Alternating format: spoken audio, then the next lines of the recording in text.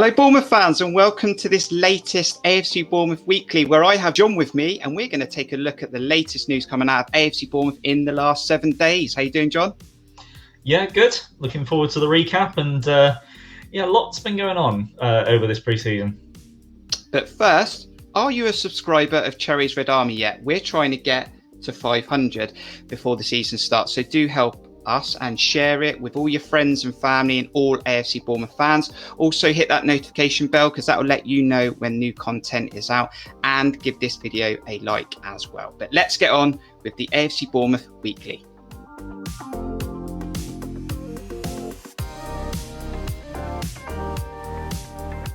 So John, in the previous video of the AFC Bournemouth Weekly, we talked about the players landing in Marbella, and pre-season is well on its way now. Players are being mic'd up so we can get a real interactive look into how training's going. You felt there as well as most of the squad. Yeah, most of the squad, not the whole thing, but we covered that a bit last week, so we won't dwell on it. It's been nice to see all the youth squad in there. That was one of the things I was really pleased about with Parker's first training session, was just basically got the entire under 21s in there as well. And with the preseason games we'll touch on, they've all got some minutes under their belt, which has been really pleasing to see.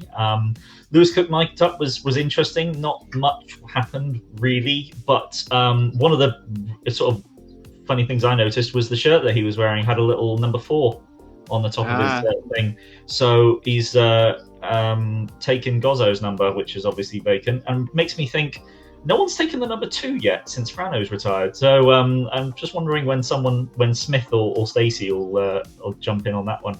But yeah, it's been interesting to see the videos, and obviously pleasant to see the matches on AFCB. Now, you know I'm pro Parker, and in some of the videos we've heard Rocky theme tunes in the background.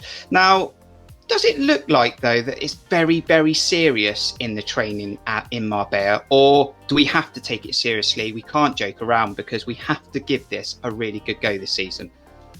He looks serious. He really does. He's he looks like he's on it all the time. Doing little bits of joining in with the sessions when necessary, just to pretend he's a defender, and as Eddie and most managers do, and obviously getting his coaches involved with everything as well. And the players look like they're having a real tough time of it as well. And not only are they saying how tough the working is in general, even on Bournemouth it was hard, but now they're doing it in 30-odd degree heat in Marbella. It's going to be absolutely draining out there. So it seems like it's been tough. Maybe a bit tough for some as well, considering we haven't seen anything of Lerma or Rico out on the pitch, or Ben Pearson, in fact. But we did see Ben Pearson sort of going through recovery with Lewis Cook, so at least I can assume he's injured to some extent. But funny that Lerma and Rico haven't been involved at this point. And they've been training in that beautiful training blue top. And on Friday at 8 a.m, AFC Bournemouth dropped their new kits for the season ahead, and mixed reaction. Now, the AFC Bournemouth kits were rated by Talking Cherries, and you can check it out on the channel in the playlist, or there should be a card at the top of the screen, so check that video out. But when those kits were released, John, what did you think when you saw the red and black stripy stripe and the white one? Well, the white one immediately grabbed me as a wonderful kit. I think keeping things plain, I think, is often a good idea, but the touch of the red and black stripe of half sleeves, I thought was really good. So that's probably my favourite of the two. I initially didn't take to the red and black at first. I think it's not so much the tightness of the strips; it's just the lack of any black on the sleeves that sort of makes me sort of tilt my head a bit and go, "That's an odd design choice." But it is coming over me, especially seeing the players playing it over Friday and Monday. I'm coming around to it, and obviously we'll be seeing it a lot over the next year. So if I didn't like it, then there'd be a problem. And a lot of fans are saying that after that first friendly on the same day in the evening, a 4-2 win for AFC Bournemouth, some really good contributions from Jadon Anthony, Carl Taylor, got off to a winning start for Scott Parker. Yes, it's a pre-season friendly, but fans then said, actually, that kit ain't that bad. No, I think it looks better in motion as well. I think that might be part of it as well. But it certainly does look good out on the pitch with the players in it. Yeah, and a good start for pre-season certainly, because a win's a win and you take it. It was a third division Spanish league side, so that's League One, possibly League Two level that we're going up against. So let's not get ahead of ourselves. But there was certainly some youth players who I think really shone. I personally think Jayden Anthony has been the player of pre-season over the two. I didn't see the second half of the Granada match, but he really impressed me in the first game. Ibsen Rossi is a player that I was aware had gone on loan to Scotland last season, and I think a lot of fans were quite impressed by how composed and good he was at the back. Still need to see more of Marcondes. He didn't really get much of the game in the first first 45. Brooks is coming back into things. Kilkenny is interesting in the role that he's played, because I think he's an exact substitute for Lewis Cook when Lewis Cook comes back, playing as sort of like the playmaker in the number 6. And the high pressing has been very evident by the whole team in the style that Parker wants to put in. That's something that the team is going to have to get used to, because it takes a hell of a lot of energy over a 46-game season to be able to keep that up. So I'm hoping that he'll be a little bit more, tactical about when it's used. But yeah, it's coming together, and it'll be interesting to see sort of how it's put together against MK Dons before going into the first game of the season against West Brom. And on the following Monday, recording this just after the final whistle's gone in that second friendly, again, youthful set up alongside a little bit of experience as well. Lloyd Kelly captained the side again, but there were absentees missing: Lerma, Pearson, Rico. Should we look into this? Like I said, Lerma and Rico, you might be able to look into a bit. Lerma a bit less so, because he did come back later than everyone else, but then he came back at the same time as Brooks, and Brooks has played both games, so that's an interesting one. Rico, has been conspicuous by his absence, and it's not like you haven't seen him in the videos that are on the website either. He's very definitely there, so that one's interesting, especially you've had Zamora and Smith playing at left back over those two games. So Pearson I'm not so worried about. He's definitely recovering from something, and obviously we know Cook is still probably a couple of months, I would imagine, away from probably getting his full match fitness back. But Kirk and I didn't see the majority of the Granada game, so we don't know how well it went. It was a 2-1 loss. I saw the first two goals. Jayden Anthony impressing again for me.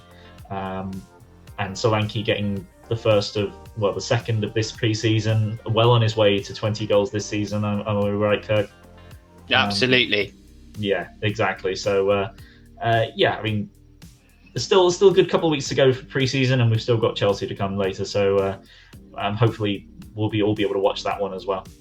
And I'm a big fan of Dom Solanke, you fans out there. If I post anything on Twitter, it's normally just a bit of banter. All right, so don't take it too seriously.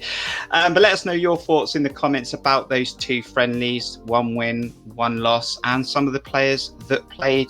And like John said as well, those players that didn't play. What do you think about that? Let us know in the comments. But a busy pre-season is followed by lots of transfers potentially, and a lot of rumours. So we see what rumours and transfers are going in and out of the club in the last 7 days.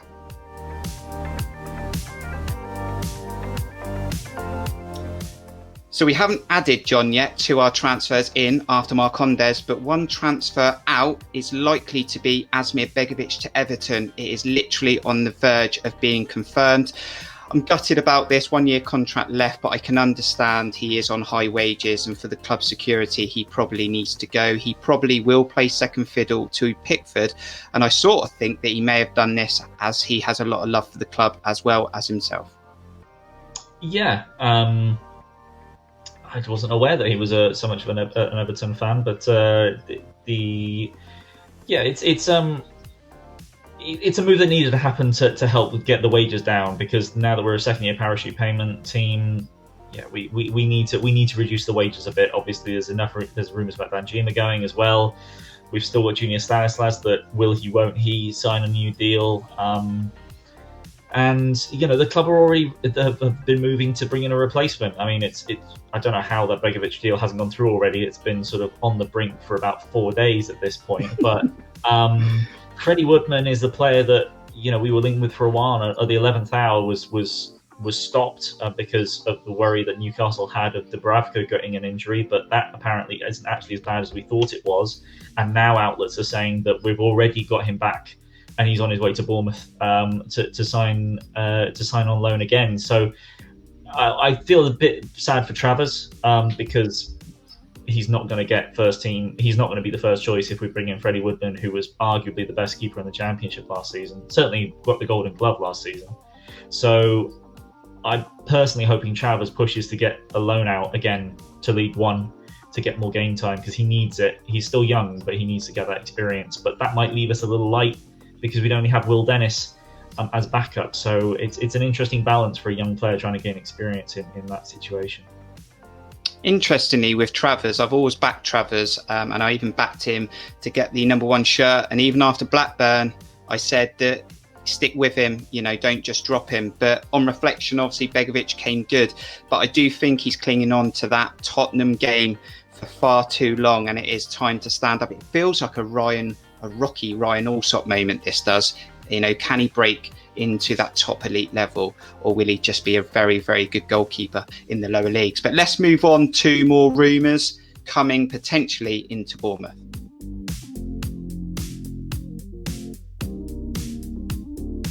So the first player rumoured to be coming into the club is potentially on a free transfer, John, and that is Scott Dann, released by Crystal Palace. We don't know what's happening with Steve Cook. Scott Dann, would you take him at AFC Bournemouth? If for whatever reason Steve Cook was forced out the door, then fingers crossed that is not happening. Then Scott Dann would be a really good replacement as an experienced head who's still been playing first team in the Premier League for the last 6 seasons for Crystal Palace, and obviously as a free agent. Might mean that his wages are a little bit higher than we possibly would like, but it does mean we don't spend anything on bringing him in. So there's the plus side to that. Whether he necessarily fits our style as well, it's not like Crystal Palace are known for getting the ball down and playing it out from the back. We'll see. As an experienced head, he'd be fantastic to have, but whether he's necessarily what we need, I'm not entirely sure at this point.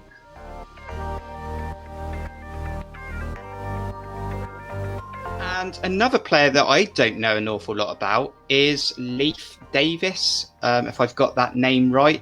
And he's at Leeds Academy under 23, played about 12 games or so last season. Has had a handful of games playing in the EFL, sort of cup games and Carabao Cups and FA Cups, etc. But looks like a centre-back stroke left-back. I mean, we have got Jordan Zamora, but that could ask more questions about Diego Rico again. Yeah, I mean, I think he played a little bit for Leeds when they were in the Championship, but it's a big step up from the Championship to the Premier League. So, or at least he was involved, certainly, seeing as a youth team player for Leeds, and he hasn't got very much game time at all in the Prem. I'm sure he's still quite highly rated at Leeds, but he's not really getting any look-in. So, it'd be a fantastic opportunity for us to bring in a good starlet from a Premier League side and a Leeds side that probably plays something very similar to what Parker is hoping to implement at Bournemouth, with a high pressing, high tempo side. So yeah, left back slash centre back.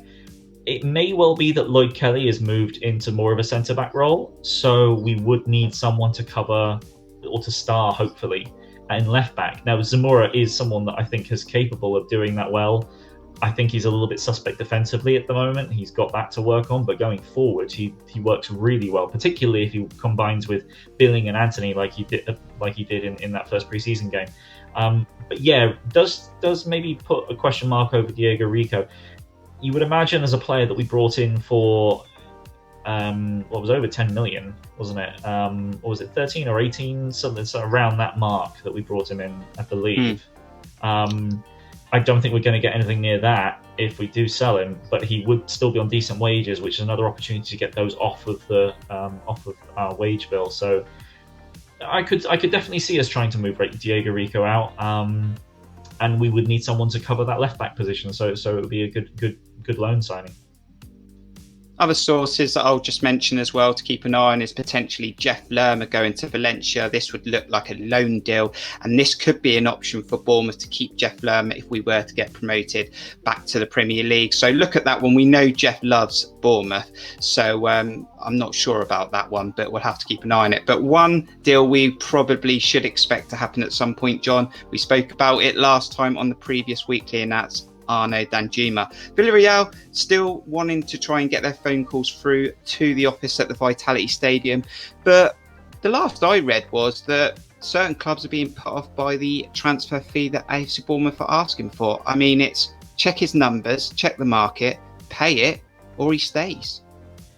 Yeah, it's an interesting one because I read Ahmed Sobel's piece on the Athletic earlier today about Bournemouth's sort of process and how they're handling pre-season and transfers. And at the time, I think this was a few days old. This is a few days old now.